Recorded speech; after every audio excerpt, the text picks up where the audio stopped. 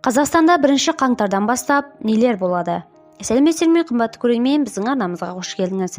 Әлемде және Қазақстанда болып жатқан жаңалықтарды ең бірінші жерден болып білу үшін біздің арнамызға жазылып өтіңіз. Видео астына бірден лайк және жазу түймелерін басып қойыңыз. Қолдарыңыз Кабатулланың қабырғаларына тисін. Біз сізге ең жақсы жеткіземіз.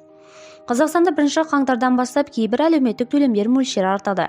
2024 жылдың 1 қаңтарынан бастап мемлекеттік әлеуметтік сақтандыру қорынан еңбекке қабілеттіліктен және асыраушысынан айырылу жағдайлары бойынша тағайындалған әлеуметтік төлемдерді 7% арттыру көзделген.